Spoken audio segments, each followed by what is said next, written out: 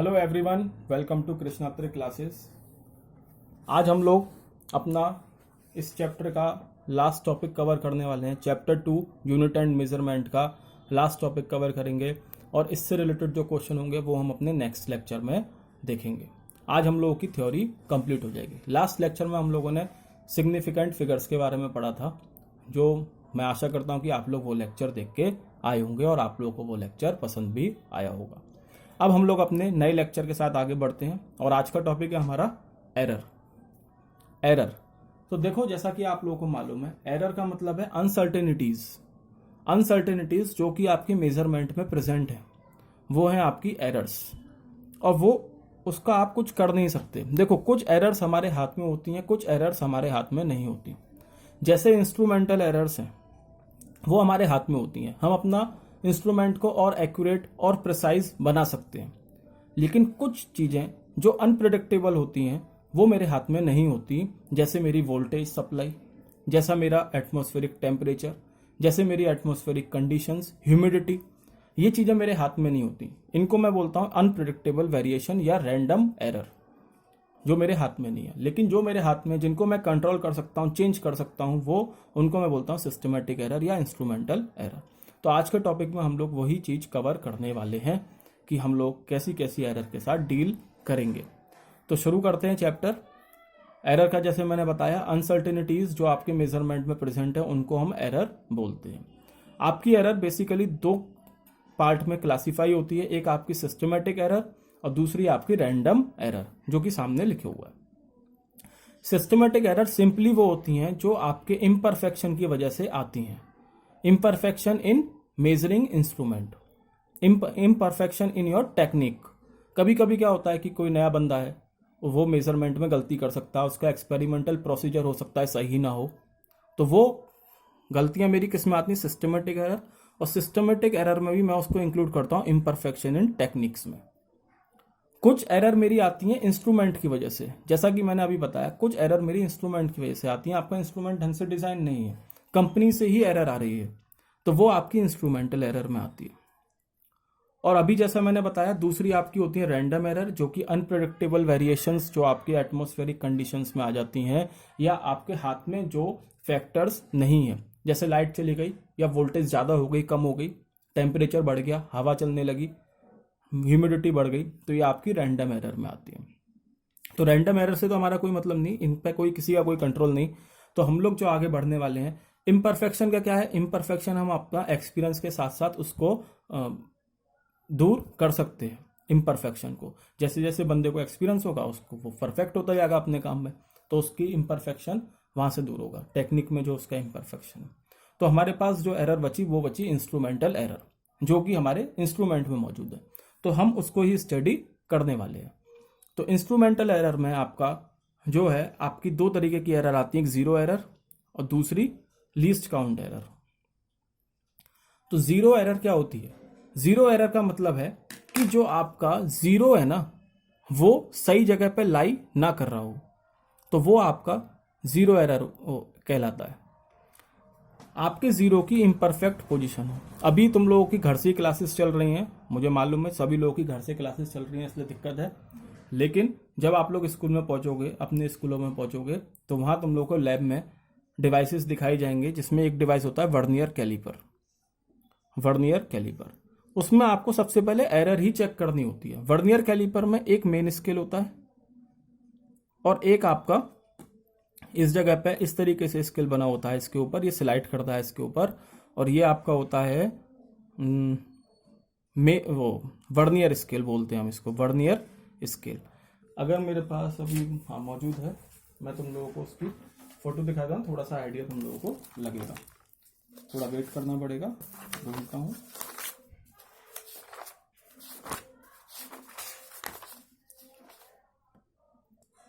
देखो, ये है तुम्हारा वर्नियर स्केल।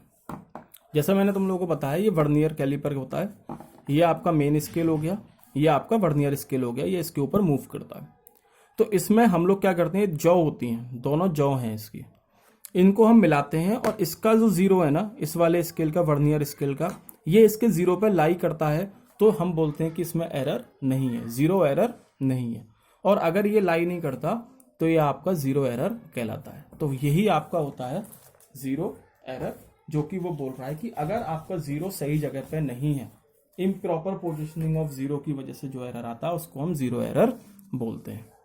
नेक्स्ट है आपका लीस्ट काउंट एरर। तो लीस्ट काउंट एरर आपका रेजोल्यूशन ऑफ एन इंस्ट्रूमेंट से रिलेटेड है। वर्नियर कैलिपर की जो लीस्ट काउंट होती है वो 0.01 है। मीटर स्केल की 0.1 है। एक डिवाइस होता है स्फेरोमीटर, उसकी 0.001 सेंटीमीटर है। तो जैसे जैसे डिवाइस की लीस्ट काउंट कम होती जा रही है, उसका मेजरमेंट और प्रिसाइज होता जा रहा है। ये मैंने तुम लोगों को लास्ट लेक्चर में भी समझाया था कि लीस्ट काउंट जितना कम होगा उतना एक्यूरेट आपको रीडिंग मिलेगी। तो इसका मतलब ये हुआ कि मीटर स्केल से अगर मैं कोई चीज मेजर कर रहा हूं तो उससे मुझे रीडिंग अलग मिलेगी। वर्नियर कैलिपर से कर रहा हूं तो उससे अलग मिलेगी। स्फेरोमीटर से कर रहा हूं तो उससे अलग मिलेगी। और सबसे प्रिसाइज जो मेजरमेंट मुझे मिलेगा वो स्फेरोमीटर से मिलेगा, क्योंकि उसकी लीस्ट काउंट कम है। इसका मतलब कहीं ना कहीं इन डिवाइसेस में एरर है, मुझे ज्यादा एक्यूरेट रीडिंग नहीं दे पा रहे हैं। तो ये एरर किससे रिलेटेड होती है? लीस्ट काउंट एरर बोलते हैं इसको, क्योंकि इनकी लीस्ट काउंट ही इतनी है, इससे कम मेजर ही नहीं कर सकते, तो इनकी गलती नहीं है वो। ठीक है, इन डिवाइसेस की गलती नहीं है, उनकी लिमिटेशंस हैं वो। ठीक, अब हम लोग चलते हैं आगे और इसमें देखते हैं आगे कुछ टर्म्स जो मेरे एरर से रिलेटेड हैं, that are absolute error, relative error and percentage error. तो अगर कभी तुम लोगों ने एक्सपेरिमेंट करा हो, लैब में परफॉर्म करा हो, तो देखा होगा कि हम लोग जब भी मेजरमेंट या रिजल्ट निकालते हैं अपना, तो एक रीडिंग के बाद हम ये नहीं बोलते कि हमारा रिजल्ट आ गया। हम 3-4 रीडिंग निकालते हैं, उनका मीन निकालते हैं, फिर उस मीन को बोलते हैं कि ये हमारा रिजल्ट है। ठीक है, तो ऐसा क्यों करते हैं? क्योंकि हमें मालूम है कि कोई भी चीज परफेक्ट नहीं होती, तो हम 3-4 रीडिंग निकालेंगे, जो उसका मीन आता है उसको ट्रू वैल्यू मानते हैं। ट्रू वैल्यू किसे बोलते हैं? जो ये मीन आया। तो हम ये सपोज कर रहे हैं कि हमारी कोई रीडिंग हमने ली x1, x2, x3 up to xn, उसका हमने मीन निकाला x1 plus x2 plus x3 up to xn divide by number of observation. जो ये वैल्यू आई इसको हमने बोला ट्रू वैल्यू। क्या है ट्रू वैल्यू? जो ये मीन आया वही ट्रू वैल्यू है। अब ये जो ट्रू वैल्यू आई और ये जो रीडिंग आई, इनमें कुछ डिफरेंस होगा, डेफिनेटली डिफरेंस होगा। सपोज करो कि मैंने कई रीडिंग ली और रीडिंग मेरी आई 20, 30, 40 और मैंने इनका वो निकाला मीन, तो 20 प्लस 30 प्लस 40 डिवाइड बाई 3, तो 50, 90, 30 आ गया। ठीक है, 30 मेरा क्या आया? मीन आ गया 30। अब इस 30 जो मेरे जिसको मैं ट्रू वैल्यू बोल रहा हूं और जो मैंने रीडिंग ली है, इनमें कुछ डिफरेंस है। ये जो डिफरेंस आता है ना रीडिंग और ट्रू वैल्यू में, इसको मैं बोलता हूं एब्सोल्यूट एरर। ये मेरा कहलाता है एब्सोल्यूट एरर। जैसे 20 माइनस 30 10, 30 माइनस 30 0, 40 माइनस 30 10। तो ये मेरे क्या हो गए? एब्सोल्यूट एरर हो गए इस केस में। तो ट्रू वैल्यू में और रीडिंग में जो डिफरेंस है वो मेरा एब्सोल्यूट एरर में आता है। मॉड क्यों लगा रहा हूं? मॉड का मतलब है कि मुझे यहाँ पे नेगेटिव साइन से मतलब नहीं है, इसको इसमें से माइनस कर दूं या इसको इसमें से माइनस कर दूं, एक ही बात है, आंसर मेरा 10 ही आएगा, मैं -10 नहीं लूंगा। मॉड का मतलब होता है पॉजिटिव। ठीक, ये हो गया आपका एब्सोल्यूट एरर। अब एब्सोल्यूट एरर का अगर मैं मीन निकाल लेता हूं, मतलब ये जो वैल्यू निकली delta x1, delta x2, delta x3 up to delta xn, इनका मैं मीन निकाल लूं, तो ये मेरे पास हो जाएगा mean value of absolute error. मतलब डिवाइस से मेरा कितना एरर आ रहा है। इसका मतलब जो मेरी रीडिंग आएगी ना, देखो इन सबको माइनस करके मेरा क्या आ रहा है? 10 10 10 10 का 10 प्लस 10 प्लस 10 करूंगा तो 30 हो गया, 30 डिवाइड बाई 10 आ गया। तो जो मेरा फाइनल आंसर होगा वो 30, मतलब जो मीन वैल्यू ट्रू वैल्यू आई वो प्लस माइनस 10, ये होगा मेरा आंसर। इसका मतलब ये है कि रीडिंग मेरी 30 भी हो 30 नहीं, 30 प्लस 10 मतलब 40 भी हो सकती है, और मेरी रीडिंग 30 माइनस 10 20 भी हो सकती है। ये है मेरा फाइनल आंसर। और ये चीज क्या रिप्रेजेंट कर रही है? ये वाली प्लस माइनस के बाद ये एरर रिप्रेजेंट कर रही है, मीन वैल्यू ऑफ एरर। ठीक है, ये आपका हो गया एब्सोल्यूट एरर। एब्सोल्यूट एरर के बाद जो टर्म आती है हमारी आती है relative error. Relative error is nothing but it is the ratio of mean value, sorry absolute error to the true value. It is the ratio of absolute error to the true value. Relative error क्या है? आपका ratio है absolute error और true value के बीच का ratio आपका relative error कहलाता है। ये क्या रिप्रेजेंट करता है? ये मेरी मेजरमेंट में एक्यूरेसी को रिप्रेजेंट करता है। मेजरमेंट में एक्यूरेसी को रिप्रेजेंट करता है। मतलब अभी पीछे वाले एग्जांपल लूं तो एरर मेरा कितना था 10 डिवाइड बाई ट्रू वैल्यू मेरी 30 आई थी। तो मेरा जो एरर है ना, जो मेरा वो है रिलेटिव एरर, वो कितना है 0.333।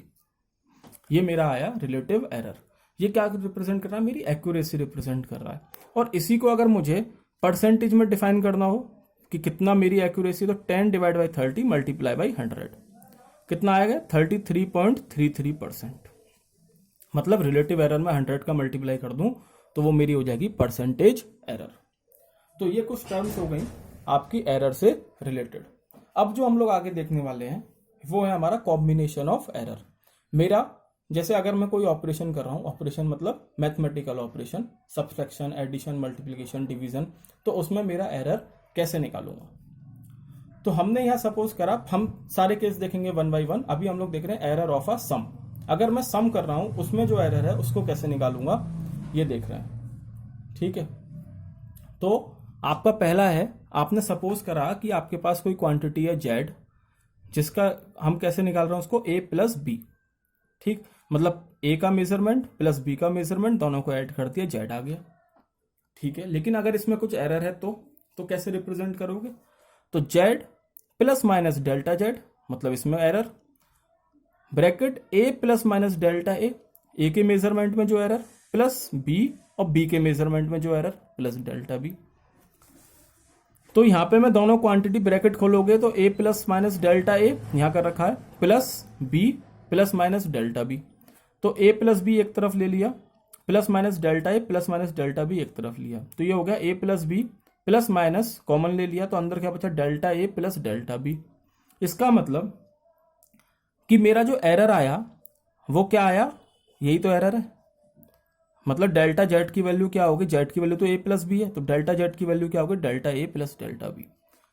इसका मतलब है कि अगर आपको कोई सम दे रखा है तो और आपको उसके रिजल्ट में एरर निकालना है, तो आप क्वांटिटीज को अलग ऐड कर दो और उसके एरर को अलग ऐड कर दो, तो आपके पास पूरी क्वांटिटी आ जाएगी उसके एरर के साथ। यही हमने यहाँ लिखा, दैट इज एब्सोल्यूट एरर। जो एब्सोल्यूट एरर है क्वांटिटीज के, उनको ऐड कर दो डायरेक्टली, तो आपको एरर मिल जाएगा पूरी क्वांटिटी का। ये आपका है error of a sum. Similarly हमारा नेक्स्ट आता है error of difference. Error of difference मतलब दो क्वांटिटी सम की जगह माइनस हो रही हो, सब्सट्रैक्ट हो रही हो। तो हमने सपोज कर लिया फिर से जेड हमारा है ए माइनस बी, तो जेड प्लस डेल्टा जेड क्या हो जाएगा? A plus minus delta A minus B plus minus delta B. ठीक है, प्लस माइनस डेल्टा बी। इसमें अगर मैं आगे जाऊंगा तो Z plus minus delta z is equal to a minus b को मैंने एक तरफ ले लिया, प्लस माइनस डेल्टा ए एक तरफ हो गया, ये माइनस अंदर जाएगा तो ये माइनस प्लस डेल्टा बी हो गया। तो इसमें आपका जो डेल्टा जेड की वैल्यू आई वो क्या आई? Plus minus delta A minus plus delta B. यहाँ पे जो आपके इसके चार रिजल्ट बनते हैं। चार रिजल्ट कैसे बनेंगे? एक तो बनेगा plus delta A plus delta B, एक बनेगा minus delta A minus delta B, एक बनेगा आपका प्लस डेल्टा ए और माइनस डेल्टा बी, एक बनेगा minus delta A plus delta B. तो इसमें जो आपका मैक्सिमम एरर है ना वो आपको यहां से मिल रहा है, plus delta A plus delta B, या फिर इससे माइनस ए माइनस डेल्टा बी। तो हमें किसी भी डिवाइस में क्या चाहिए होता है? मैक्सिमम एरर चाहिए होता है कि मैक्सिमम एरर इससे मुझे कितना मिल रहा है, तभी तो मैं अपने एक्यूरेसी ला पाऊंगा अपने मेजरमेंट में। तो मैक्सिमम एरर मेरे यही है, plus delta A plus delta B या माइनस ए माइनस डेल्टा बी। इसका मतलब क्या होगा? मैं इसको ऐसे लिख सकता हूँ, plus minus delta A plus delta B. तो यहां पे भी यही निकला कि आपका अगर आपको एरर ऑफ डिफरेंस में भी क्या है, आपकी मीन एब्सोल्यूट एरर क्या होगी? वही होगी। आप एरर का दोनों का सम कर दो, दोनों एरर का सम कर दो, plus delta A plus delta B, तो आपको इसका एरर मिल जाएगा डिफरेंस वाले क्वेश्चन का। ठीक है, इसके बाद हमारा नेक्स्ट आता है एरर ऑफ अ प्रोडक्ट। अगर दो क्वांटिटी मेरी प्रोडक्ट हो रही है, मल्टीप्लाई हो रही है, तो उसका मैं मेजरमेंट कैसे करूंगा? तो एरर ऑफ प्रोडक्ट और एरर ऑफ डिवीजन हम लोग नेक्स्ट लेक्चर में कवर करेंगे, ठीक है। तो हमारा नेक्स्ट लेक्चर में हम इसको कवर करने वाले हैं। आज का लेक्चर हम यहीं रोकेंगे और इससे रिलेटेड क्वेश्चन भी हम लोग नेक्स्ट लेक्चर में कवर करेंगे। आशा करते हैं आपको ये लेक्चर पसंद आया होगा।